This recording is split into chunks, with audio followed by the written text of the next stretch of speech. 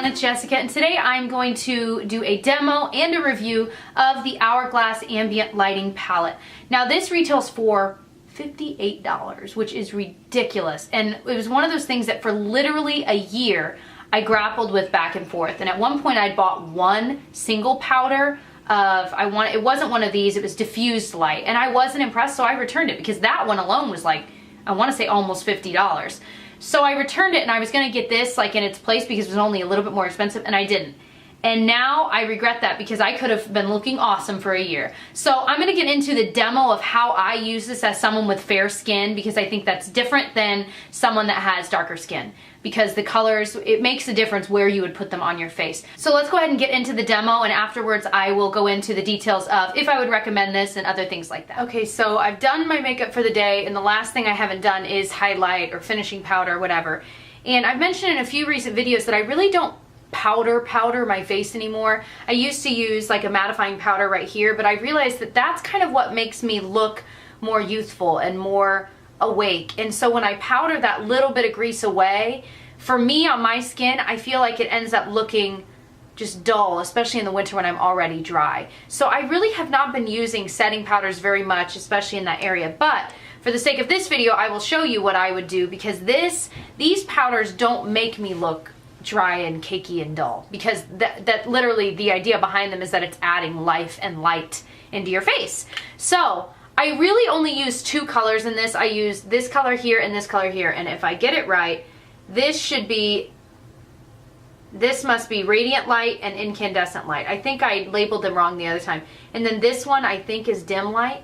Yeah, that seems right. So Radiant Light is the one I use, like I can use all over my face because it's a little bit less shimmery. None of them are crazy shimmery at all. But this one's the least shimmery, and it's the most like skin color one for me. So I end up using that one all over my face in a way, and I just use any powder brush. It doesn't really matter. And I just kind of dot it onto it because it does kick up a lot of dust, and you don't really need a punch. So I will usually just dust that right down the bridge of my nose, and then right here on my forehead. And you notice right away, I don't know if you notice, but in person, right away, I have like little bits of breakouts and stuff that aren't really showing through, but I can see like the ridges of them. Right away when I put this on, it's as if they disappeared. Like it perfects your skin. I don't know how else to describe that. So that was amazing to me. The first time I applied that one, I was like, wow, like my skin looks so much more perfected.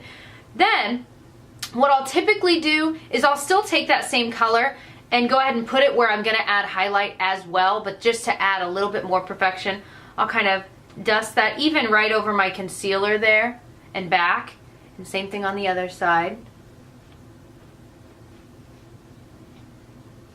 So that's all I'll do with that powder. And when I'm not trying to look crazy, highlighty and amazing, I'll just do that. But most days I will also do the middle color, which is that incandescent light, and I'll use a smaller brush because I want to be a little more precise. This is the Diva Beauty round contour, but you can use anything. I mean, you can use anything. So I'm just gonna, again, just tap it into it because it kicks up a lot. And this time I am gonna tap off a little excess, and I'm just gonna focus it not necessarily right above my cheekbone because then it gets too high. I'm gonna kind of do it right there and a little bit around my blush because I want my blush to kind of glow as well. So I'm just gonna kind of swirl it really lightly in that area. I'm gonna get a little bit more.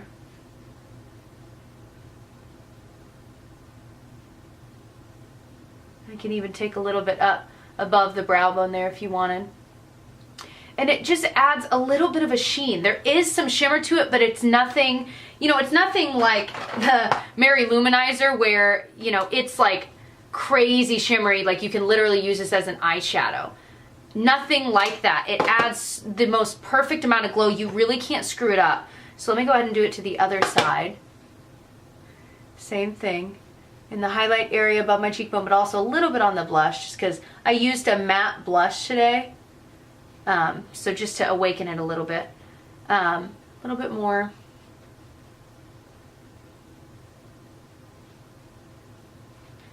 And then what I'll usually go back through just to make sure there's not too much of any one thing anywhere, I'll take that powder brush I'd used with the Radiant Light. Is that what that is? And I'm just gonna kind of brush over it to make sure that it's not too highlighty, just to kind of spread it out over the regions of my face.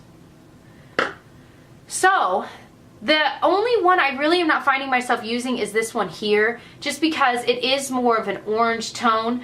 I have in the past, and I'll go ahead and show you, you can use like a fan brush or something, or really any brush, and I'll just take a little bit of this and I would just sweep it here.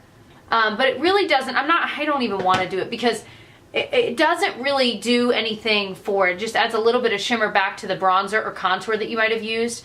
And I don't really like the look it gives. So this is amazing as a highlight color if you do have darker skin. If you don't, you can still use it. Like I could still use it there and it'd be fine. And I'll swatch it for you guys so you can kind of see it. It's not like it's crazy dark, but it is a little more orange tone. So I just don't find that I am using it. See? So for a glowy bronzer for fair skin, it would look nice, and that way I'm just not really into that. So other than that, I kind of wish they made a duo of just these two, and getting them alone is almost just as expensive as buying the palette, really. So I love this. That's how I've been using it lately. So obviously I love this palette, and it's one of those things that I think if I did run out of like one of the shades, instead of getting the palette, I think I would end up buying a single of whichever one I'd run out of, because I'm realizing, you know, for me, I travel all the time. Tyler and I both travel. I mean, he has a travel channel, so I mean, we travel a lot. And I would rather not bring a whole palette that's gonna take up a lot of room. I'd rather bring, like, if I wanted just one of these, just bring one of the powders, which I think if I were to just buy one, I think I would buy the one that I use all over my face, which is the Radiant Light, because it makes you look so candlelit, and there is a drugstore dupe, you guys. Now, some people will disagree with me that this is a dupe, but I, in my heart of hearts, feel that it is. Now, this is the ambient lighting powder in Radiant Light that I love. This is a Wet n Wild one, and it's the bronzer called Reserve Your Cabana. It's not really a bronzer, clearly. And so this is Wet n Wild and this is ambient lighting, and I've talked about this before, but they end up doing the exact same thing on your skin. Now, I will say that I think there's a little bit of a shade difference. The Wet n Wild one is a little more yellow tone, and the ambient one is a little more pinkish. However, I think that the overall look on your skin is the same, where it just makes you look so flawless and beautiful, and you just feel like $1,000,000. I don't really know how else to describe that. And I've noticed such a difference between when I use a powder like these and when I don't. And I get compliments like, wow, you look so radiant today, or your skin looks really nice. It really makes a difference. So if you're not wanting to get all three of these, or you really don't want to splurge, because that's a lot of money, I highly, highly recommend the Wet n Wild one. It is $3.99. It is a huge thing of it. It does expire after like a year or two because it has SPF in it, added bonus. But it really is amazing. Now, back to this, since the video is about this. The packaging on this it's pretty, but I hate that you can see your fingerprints on it, but it is, I mean, these powders are smaller than like if you were to buy a full one of one of them. That's way bigger than this. So keep that in mind as well. There's no noticeable smell. There is a little bit of a,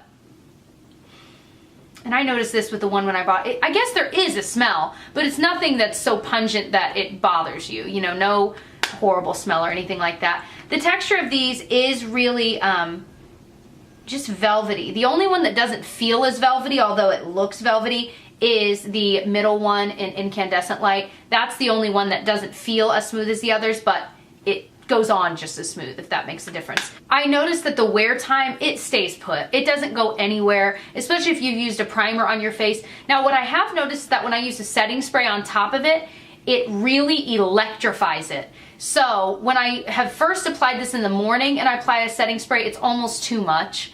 But if I were to apply like a setting spray to kind of revive my face halfway through the day, then it looks really nice. But it is a lot when you put them together. So what I would recommend is that if you do put a setting spray on right after applying this, take some sort of clean brush and just kind of buff it into the skin, just the setting spray. That way it kind of evens it all out a little more, so you look a little more flawless, because otherwise it does electrify it. So I bought mine at Sephora, and like I said, it's $58. I always have links for Sephora. Okay, phone, I hear you vibrating over there, geez.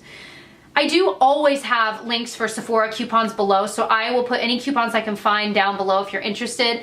And you can usually get like a free gift with purchase and things like that. And of course, Sephora has their, like, you know, if you spend $100, you can get a 100-point perk. So there are little things you can do to help, but oh my gosh, this is amazing. So overall, would I recommend it? Obviously, yes, I would. Now, like I said, I always like to provide drugstore options when I can because my channel is, I mean, it's mostly drugstore anyway. So this is what I would recommend if you don't want to spend the money, which I do not blame you. It took me a long time to finally get around to it. So hopefully that review is helpful. If you're interested, I will link all of my other reviews down below, as well as my recent high-end haul where I hauled this and a ton of other things. That was so exciting. So if you're interested, check those out. Please subscribe if you would, and I'll catch you guys in my next video. Bye.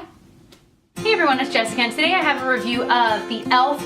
Ultimate Kabuki Brush. Now this is retailing for $10 right now on e.l.f.'s website, and they sent it to me, and when I saw it, I was like, I've got to review this. This is hilariously awesome.